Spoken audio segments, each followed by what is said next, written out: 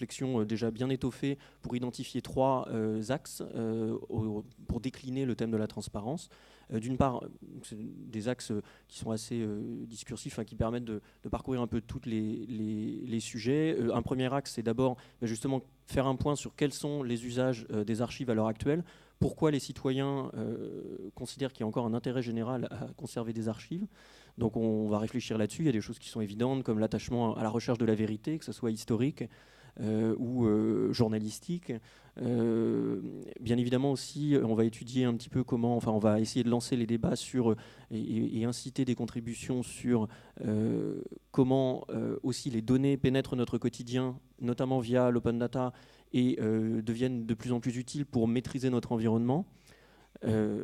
Et puis enfin, on reviendra aussi, et là c'est aussi à la fois un grand classique, mais qui se renouvelle maintenant, les usages, je dirais, les plus individuels et les plus personnels. Bien sûr la généalogie, mais également l'égo-histoire, l'histoire individuelle ou de son territoire qui se développe, mais aussi l'autre facette qui est un usage de plus en plus aussi personnel des données à des fins de droit. On le sait tous, de plus en plus de gens qui ne sont absolument pas pratiquants ou qui n'auraient jamais voulu rentrer dans un service d'archives, ils vont parce qu'ils veulent chercher des sources de leurs droits.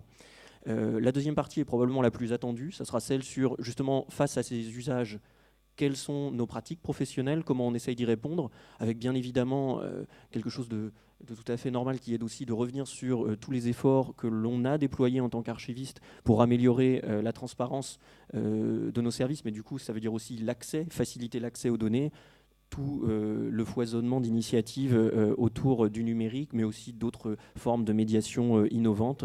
Voilà, des expositions pour les choses les plus classiques, mais aussi les enquêtes dans les services d'archives, plein d'autres animations qui ont pu se déployer.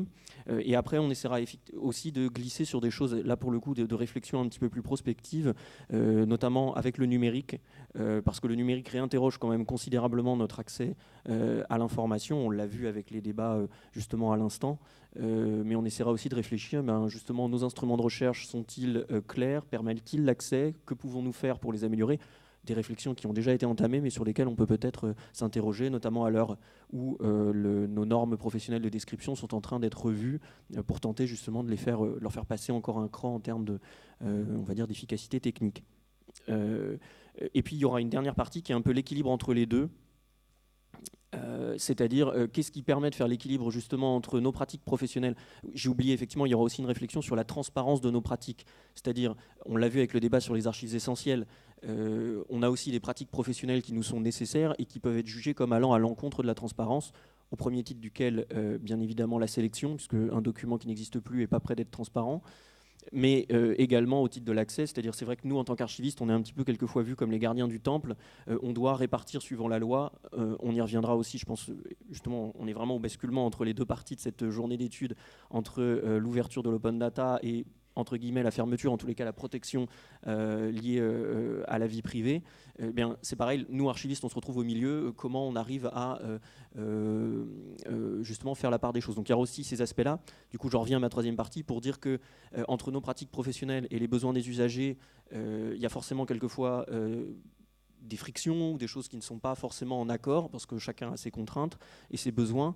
Et du coup, souvent, ce qui est censé, en tous les cas, la réponse d'une société démocratique à ce genre de, on va dire, d'opposition d'objectifs, c'est le droit. C'est de savoir justement à quel endroit on met le curseur pour fixer l'équilibre. Donc la troisième partie sera là aussi assez peut-être attendu et peut-être aussi dans une vertu assez pédagogique de refaire le point, mais comme on le fait aujourd'hui, sur où on en est du droit, et puis d'essayer d'envisager peut-être là aussi d'avoir aussi du débat et de la prospective sur ce vers quoi on veut ou on peut tendre. Donc voilà les grands axes. À partir de là, on a aussi commencé à réfléchir bien évidemment sur les activités connexes, puisque le but de ces grands axes, c'est ensuite de solliciter un appel à contribution de vous, de toute personne intéressée pour venir présenter un travail ou des réflexions. Donc ça, cet appel va être lancé en normalement fin mai, début juin, début de l'été. Mais à côté de ça, il faut aussi qu'on réfléchisse justement au-delà des interventions dites un peu classiques sur d'autres types d'activités, comme il y a eu déjà à Troyes des ateliers, voir si on peut reproduire un data sprint, ou peut-être d'autres formes de participation ou de réflexion collective. Donc le comité scientifique a commencé à réfléchir à ces activités. Le premier appel qui sera diffusé sera probablement non pas l'appel à contribution dont je viens vous parler, mais justement un appel à volontaires et à données pour voir estimer la faisabilité d'un nouveau data sprint. Donc savoir si on peut collecter des données et avoir des volontaires pour l'organisation. Ça sera publié très rapidement maintenant. Et puis bien sûr, nous réfléchissons aussi à un titre. Donc sur ce point, nous avons déjà pas mal d'idées, mais je n'en dirai pas plus pour réserver un effet de surprise.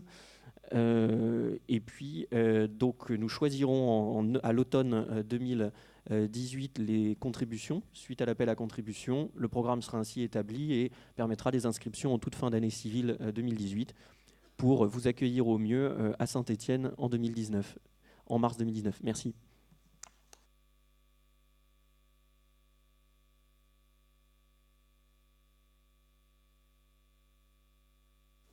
Donc du coup, nous allons aller déjeuner. Donc on recommencera à 14h30 précise avec la communication de Jean-Daniel Zeller. Et puis après, on passera sur le RGPD. Merci.